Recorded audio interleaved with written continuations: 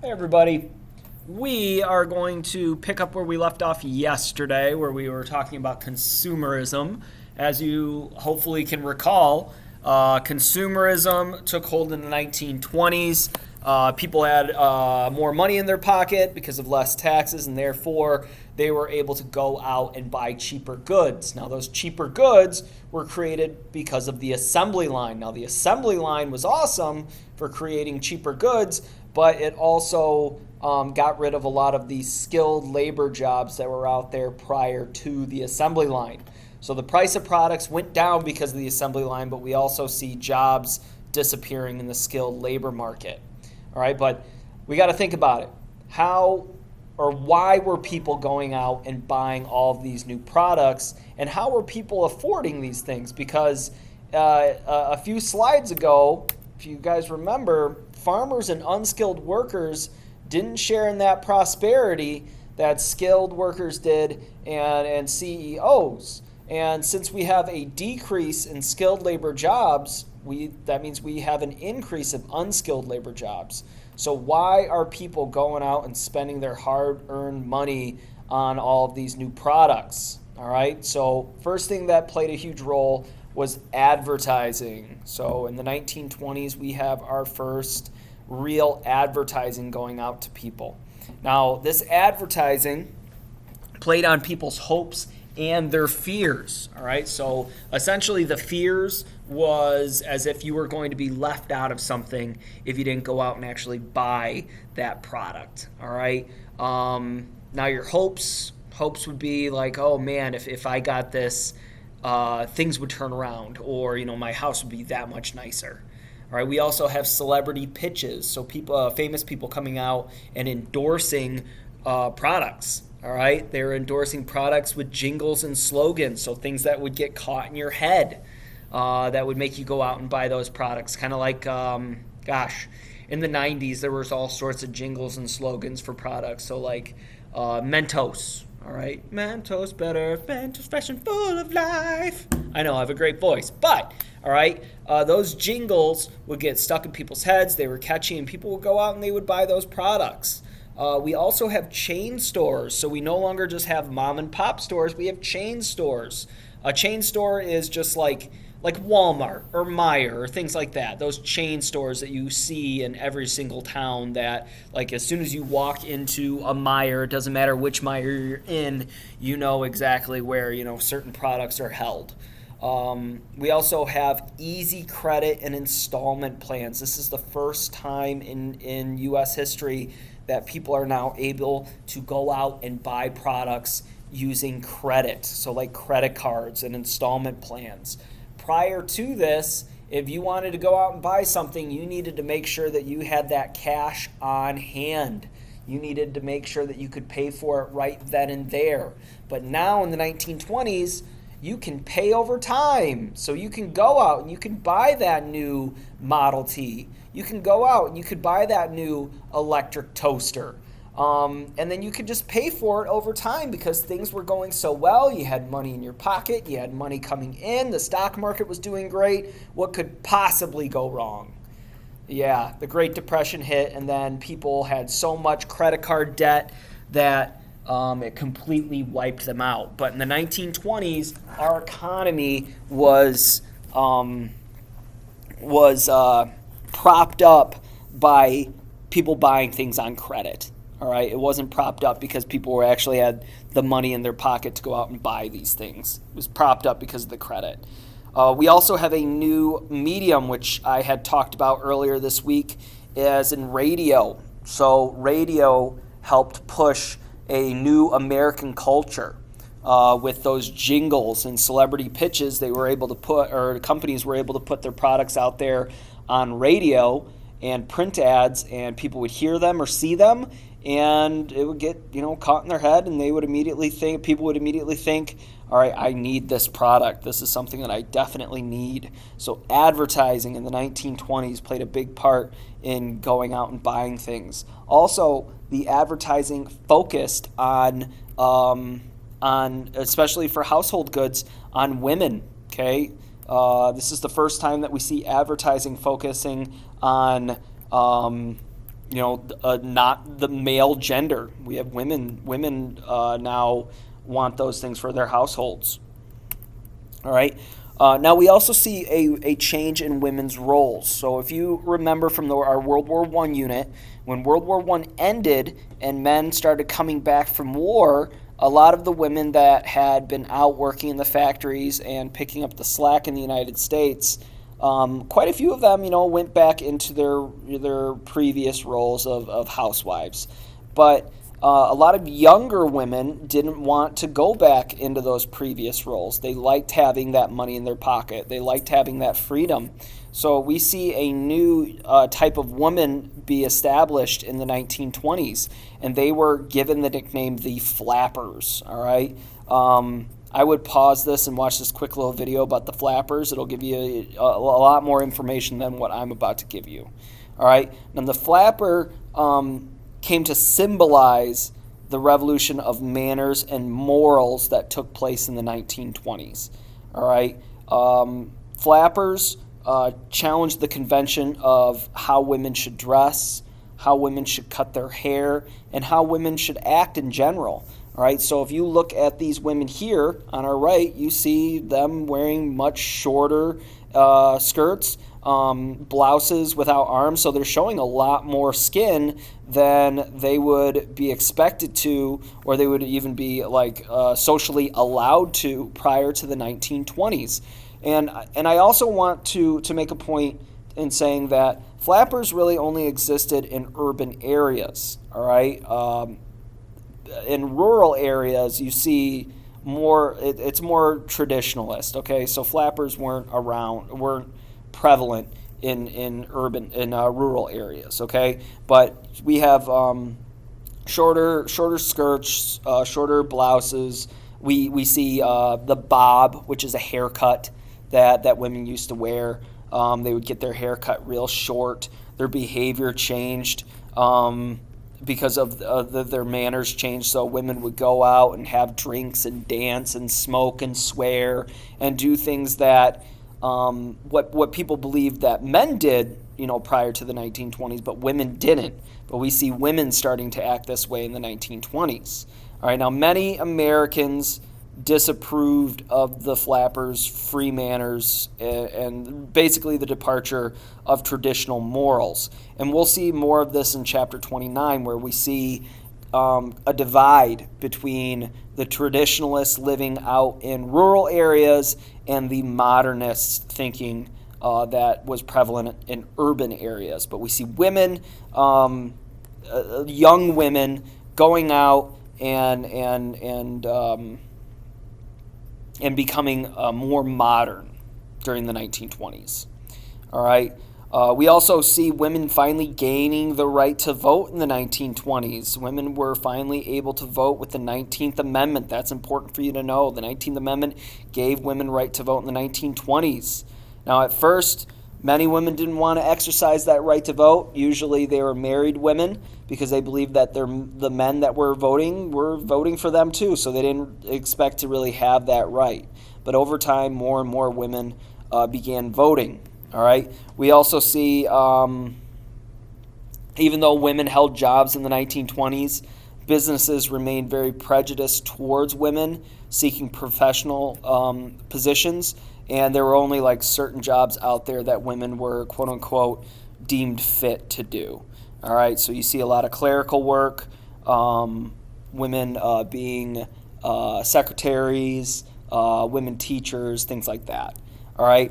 You also see, even though because of this, we see women entering that workplace as nurses, teachers, librarians, and secretaries. Like I said, these were the jobs that were deemed appropriate for women in the 1920s. Now, even though women earned less than men, they were kept out of traditional male jobs, mainly management jobs in the 1920s. So even though we see women gaining the right to vote and gaining more control over the way that they wanted to behave and act in public, they were still being paid less than a man, and they weren't allowed the same opportunities as men. All right. Now, the growth of mass media mainly had to do with what's up? Yeah, you can just put it right there. Thank you. Sorry to interrupt. No. I'm really engrossed. I am. I'm totally engrossed in this. Like lock it so no one comes in. Yeah. All right. So, growth of mass media. Sorry about that.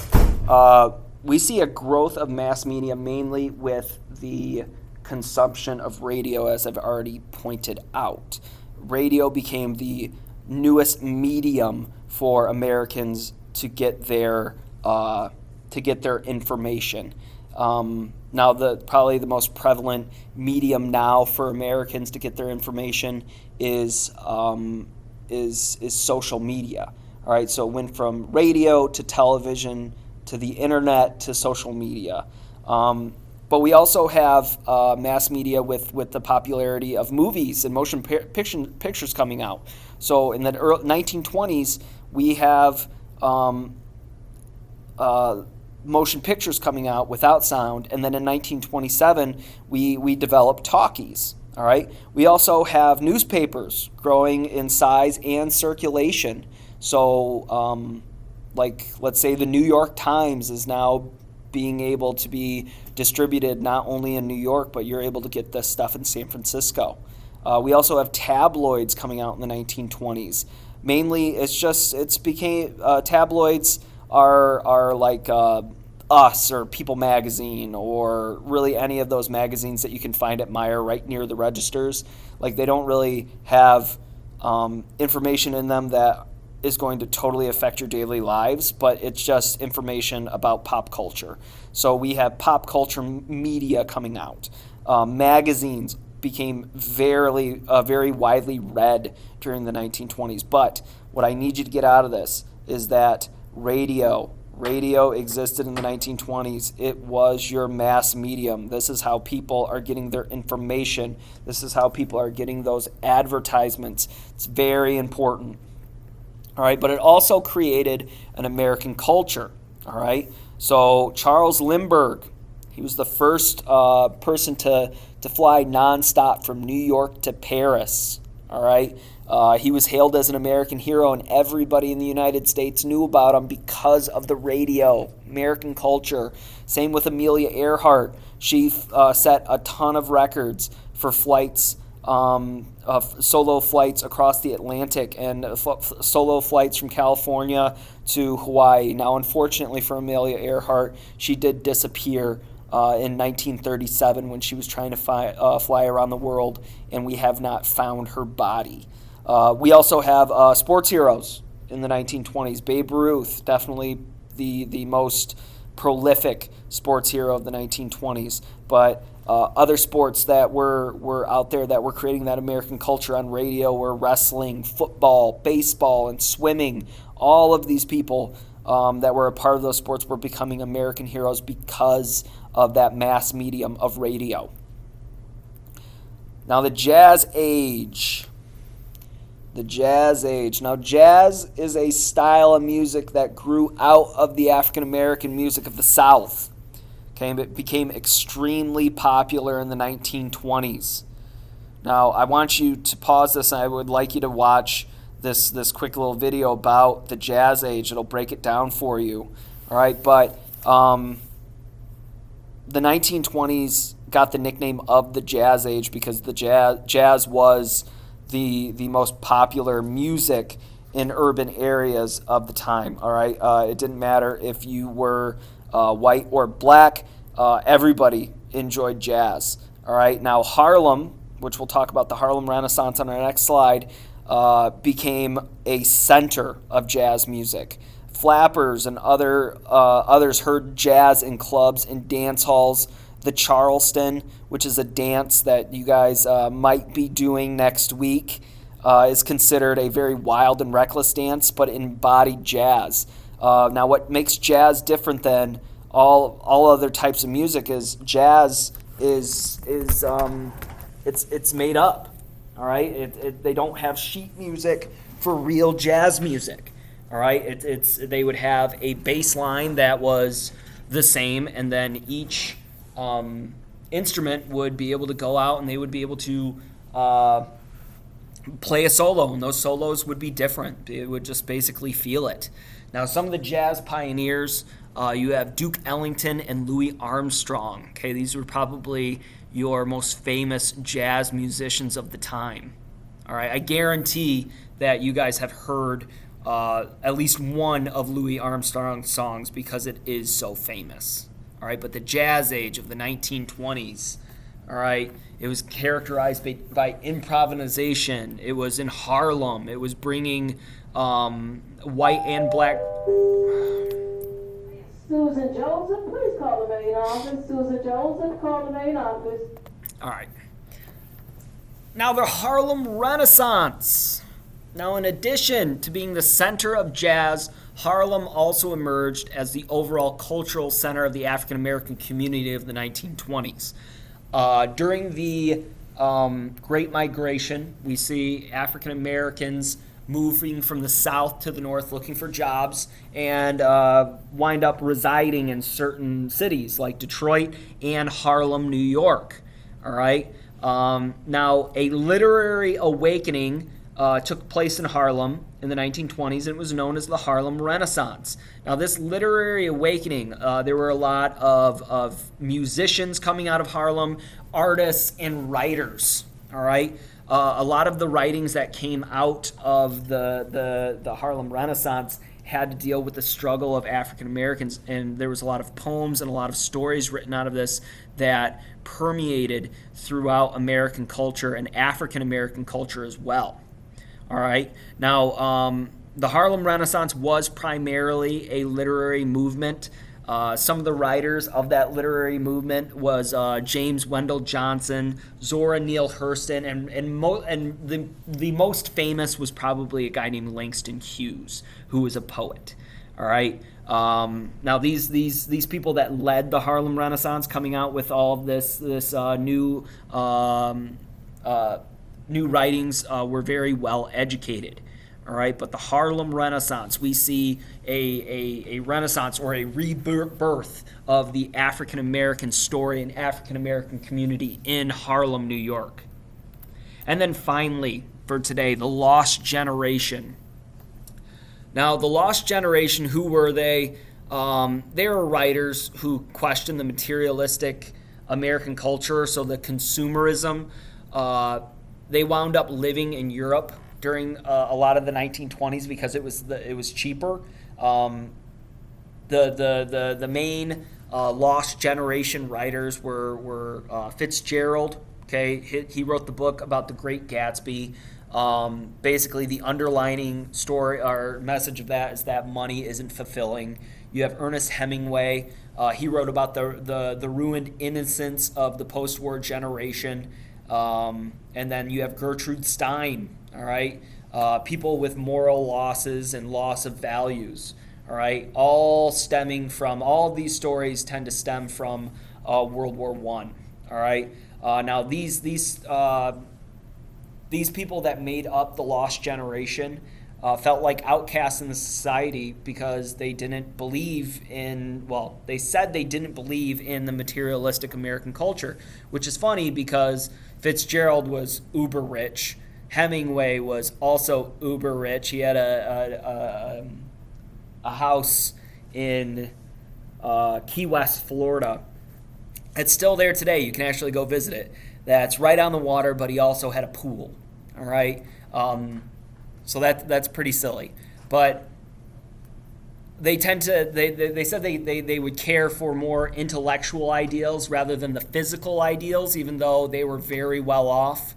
And they thought that learning was important.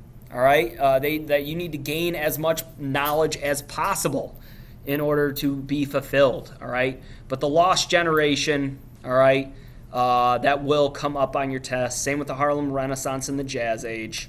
All right, if you finished early and you have some time left, I would suggest that you work on your study guide for your next week's test. All right. Okay, I hope everybody has a good day, and I will see you all on Monday.